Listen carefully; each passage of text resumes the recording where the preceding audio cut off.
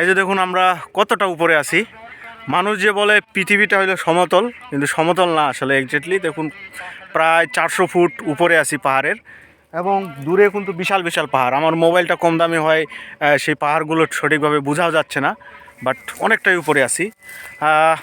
আর চারপাশে দেখতে পাচ্ছেন কীরকম গাছপালা, চারপাশে ফলে ফুলে ভরা। পাহাড় মানে আসলে বলতে পারেন একটা অন্যরকম অভিজ্ঞতা।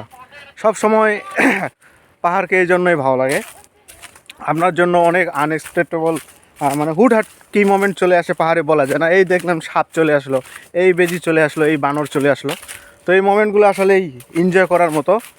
বিশেষ করে পাহাড়ের যে প্রাকৃতিক সৌন্দর্যগুলো, এই সৌন্দর্যের মাঝে যখন আপনি কাজ শেষে একটু জিরায় নেন, তখন সেই একটা প্রশান্তি লাগে।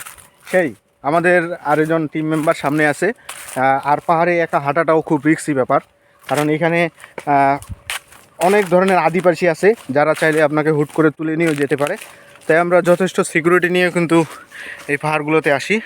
এবং দেখুন কতটা খাড়া একটা ঢালু রাস্তা আমরা নামতেছি, এবং এই রাস্তাগুলো খুবই ভয়ানক। যদি আপনার পা একটু স্লিপ কাটে তো সর্বনাশ। এখন মাটি কেটে কেটে কেটে রাস্তাগুলো বানানো হয়েছে। বলতে পারেন যে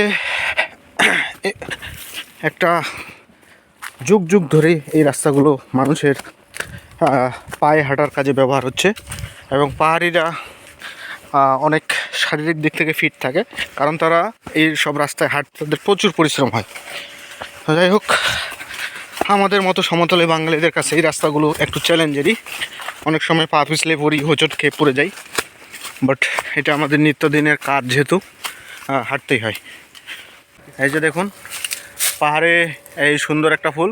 আসলে পাহাড়ে কিছু জিনিস এতটাই সহজলভ্য যেগুলো আপনাকে শহরাঞ্চলে কিনে খেতে হয়, কিন্তু এখানে আপনি আশেপাশে গেলে দেখতে পাচ্ছেন ফুলে ফুল, ফলে ফল। মানে ফলগুলো মানুষের শরীরের উপর এসে পড়ে, এরকম একটা অবস্থা। মানে কেউ খায় না, পড়ে থাকে। আমরা বাইরে থেকে আসে দুই একটা কুড়ায় নিয়ে যাই। যাই হোক, জায়গাটা খুবই সুন্দর। আমরা ডিটেলসলি আসবো খুব শীঘ্রই। এখানে 2-3 দিন কাজ হবে, তো আপনাদের সাথে কথাবার্তা হবে, সব কিছু হবে। ওকে, চিল। সমতলে চলে আসছি, তো এখানে শাকসবজির ক্ষেত। আর এই বৃদ্ধ চাচা বিকালবেলা একটু হাঁটতে বেরিয়েছে, তার শরীরের ব্যথাগুলো যাতে চলে যায় এই জন্য বিকালে একটু হাঁটাহাঁটি। এবং এখানে সুন্দর 2টা গাছ, এবং এই গাছের মধ্যে একটা, আমরা এটাকে ঢুলু বলি বা দোলনা বলে, তো সেটাই। এখানে কিছুক্ষণ বসার চেষ্টা করলাম, তবে আমার